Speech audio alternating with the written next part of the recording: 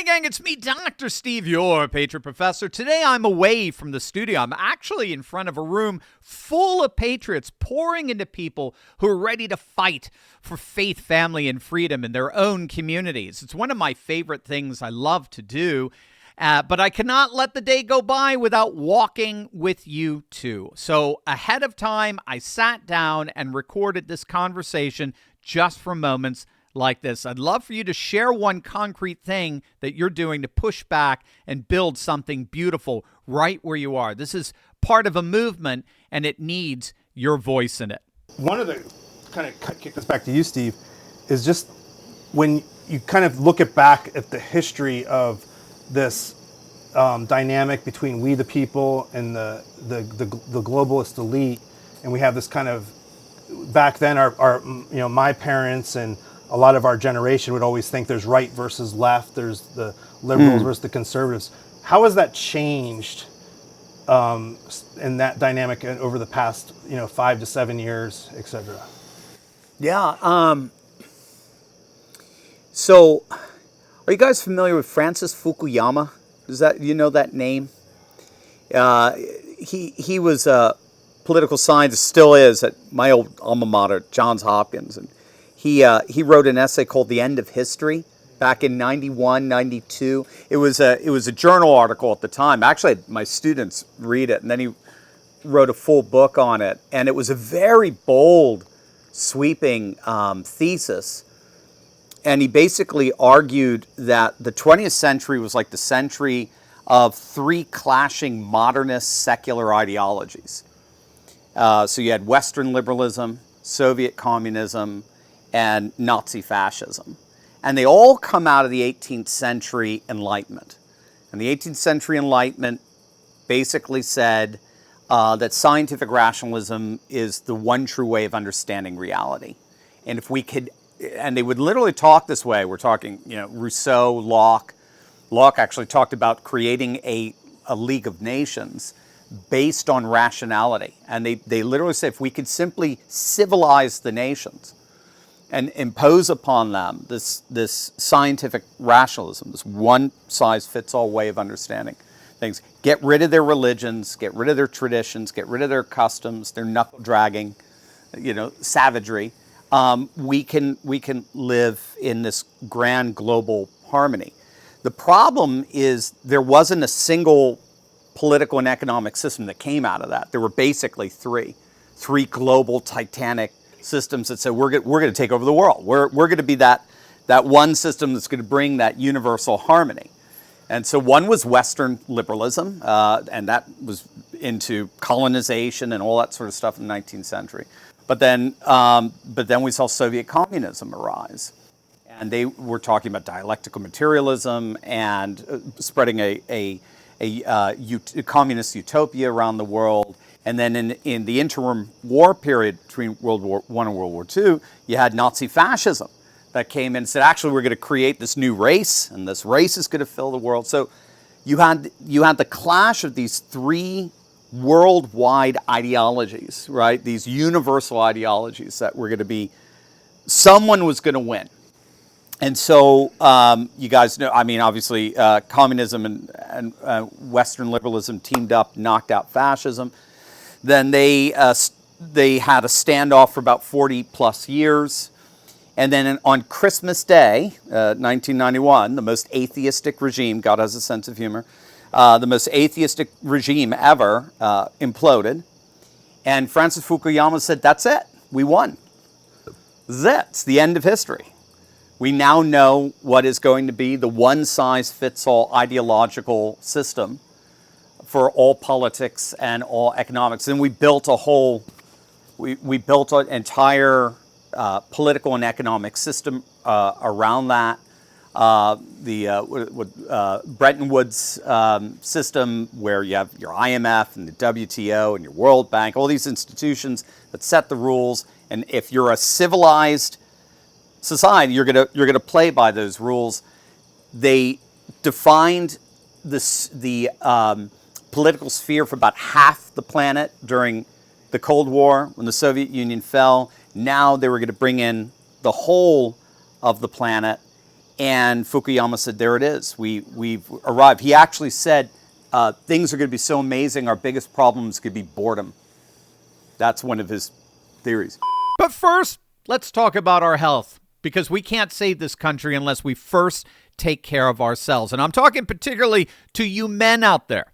Did you know that for decades, average male testosterone levels have been quietly declining? And according to the Cleveland Clinic, nearly 1 in 10 men over 50 now have clinically low testosterone. So guys, if you're in your early to mid 40s, it's already declining. But here's the problem. Low T is often defined as under 300 nanograms per deciliter, meaning you can still be labeled normal and feel anything but normal, right? Low libido, low energy, mood swings, gaining fat while losing muscle, brain fog, poor sleep, hair loss. We're taught that this is just part of midlife, but it's actually your hormones saying, hey man, help a brother out. Injections and prescriptions can be expensive and have harsh side effects. So my go-to is Mars from the Wellness Company. Mars is a non-injectable, hormone-free formula designed to support your body's own testosterone production. No prescriptions, no synthetic hormones, no needles. It combines clinically backed ingredients like Tongat Ali, Shilajit, Tribulus, horny goat weed, yes, it's called exactly that, boron, and zinc. Now, this unique combo reduces supplement intake quantity and supports energy, stamina, confidence, and sexual health. Power your performance, restore your edge. Go to twc.health/Turley and use code Turley to get 15% off plus free shipping for U.S. residents. Click on that link below right now. Fast forward to August of 2001. I think it's August 15th, 2001. Kabul, Afghanistan. You remember it, right? You remember those scenes? Just a few weeks after, just a few days, a week after that disastrous pullout, Francis Fukuyama wrote an essay that basically said, I was wrong. This whole thing, which by the way was behind like the Iraq War, and it was behind like the whole pacification of the Middle East. Charles Krauthammer wrote the piece, Our Unipolar Moment. We were the one superpower in the world, so now we can make the world in our image. And Francis Fukuyama said, it's going to be inevitable, so why wait? Right? That was Leninism. Leninism said, well, if we're eventually going to have a worldwide utopia of communism, why wait? Let's just do it now. And so when you kind of combine that, our unipolar moment, with the end of history, you get Iraq, you get Afghanistan, you get Libya, right? You get wars everywhere. And Francis Fukuyama admitted that his end of history thesis had ended. And something very different was unfolding. And when I read that, that was an amazing admission, because the ghost of someone else who had passed away a few years earlier had to have been chuckling. Because when Francis Fukuyama put forward the end of history in 91, 92, there was another scholar at Harvard named Sam Huntington who put forward his thesis called The Clash of Civilizations. Have you heard of this? Now this was, again, same thing. He wrote an essay, then he wrote a larger book on it. And what he argued was that Frank Fukuyama's totally wrong. He's totally misinterpreting the collapse of the Soviet Union. It does not mean that the one ideology, the one universal ideology, has finally become victorious. The collapse of the Soviet Union represents actually the collapse of modernist ideology. Modernist ideology is falling apart. And he actually went back to, I'm sure a lot of you guys know this term, postmodernism.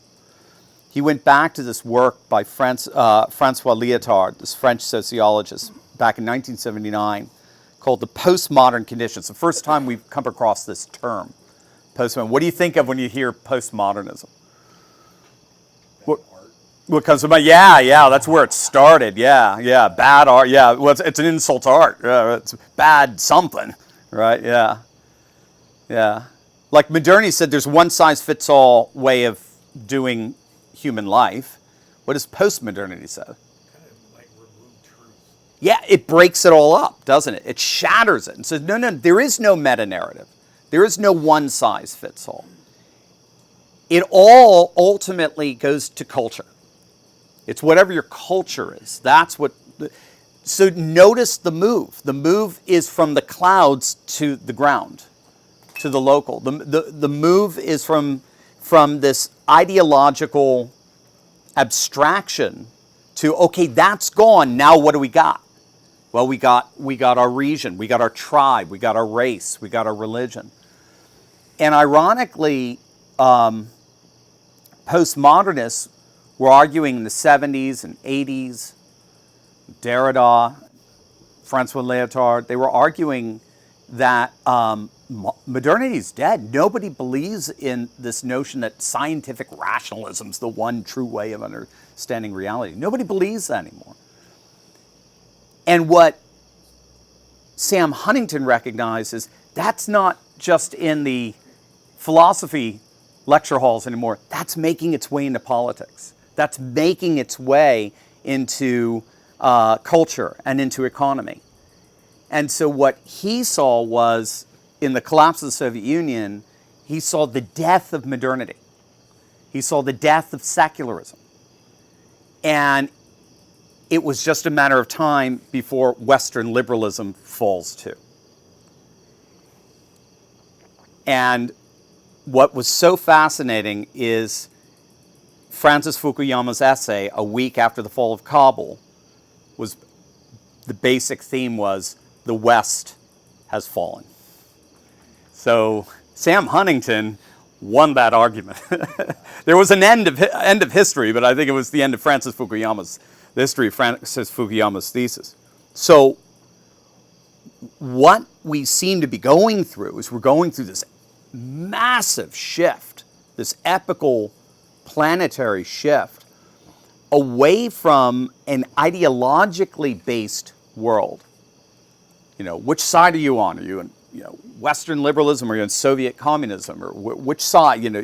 Liberal versus conservative. Liberal versus conservative, exactly. But again, ideologically speaking, we seem to be moving away from ideology, and we're moving now, what Huntington would say, to identity. So identity is now the big thing. Who am I? To what do I belong? Now we're still in the West. We are at the apex, the vanguard. We're the drivers of this ideological world. So our identities are ironically very abstract and kind of micro identities. Feminist identities, right? Black Lives Matter, all this kind of gender stuff, all of the sexual identity. But when you go to Europe, when you go to Russia, you go to India, you go to China, or even when going in Europe, you're not even talking states anymore. You're talking regions like Catalonia or Corsica, or the Donbass inside Ukraine. You start finding out that populations are more and more saying, my custom, my culture, my tradition, and my religion is what defines me. It's not some ideology. Because when you get into abstract ideology, most people hear Western liberalism, and they don't like it. They don't want it. To them, it's like Coca-Cola. Get rid of it. It's artificial, and it comes here and it makes a big mess. We want to return to nation culture, custom, tradition, religion, region, race. And so the world, in many ways, is breaking up around those categories. And I just remember back in 2016, and that's what was going on with Brexit. We don't want to be with this EU modernist liberal globalist experiment anymore. We want our national sovereignty. And they weren't alone. There were a lot of nations. There was a Frexit going on. There was an Italexit. Never made it into a referendum, but it was a Swexit from Sweden. Still a very strong movement. And I just remember in 2016, when we were talking, there were still a lot of conservative radio commentators who didn't trust Trump. They're like, he's not a real conservative. Ben Shapiro would be one of them, for example. Where he would make the comment, he's not a true conservative, right? Because why? Why isn't he a true conservative? How is Ben defining conservative? Did you read the right books, right? Do you have the right beliefs? Check it down. Do you limited government, blah, blah, blah. No problem. Nothing wrong with that. Nothing wrong. But what is that? That's ideology. Exactly. Now, that's fine. We're always going to have some kind of ideology kind of thing. But is that what's driving the world now? So who's coming down? He's coming down that escalator, and what does he start talking about? America. America first. Make America great again. Secure our borders. Secure our country. Bring manufacturing back home. And we're going to say Merry Christmas again. He always makes things very, very... He's never abstract. He always makes things very concrete. He doesn't talk about... He doesn't... What's that? Lock her up. Lock her up. He doesn't talk about border policy. He talks about building a wall. And so you can see that in that picture. He doesn't talk about, we need to restore our Judeo-Christian... No, we're going to say Merry Christmas again. Yeah, and we're going to get rid of Roe v. Wade. Let's get rid of it. That kind of stuff. So I didn't see a lot of people understanding that. They were critiquing his conservative creds, and I was like, dude, you're arguing as if it's still 1991. That's fine. Again, I have no problem with conservative creds. But that's not the world we're living in right now. And I think we need to understand the world we're living in right now so as to be able to navigate it effectively. Excellent. If you love seeing faith, family, and freedom winning again, you'll love Turley Clips. These are short, uplifting highlights from our show filled with stories of renewal, courage, and hope that prove a new conservative age is rising every single day. Subscribe to Turley Clips today and stay inspired, encouraged, and connected to a movement that's building a brighter future.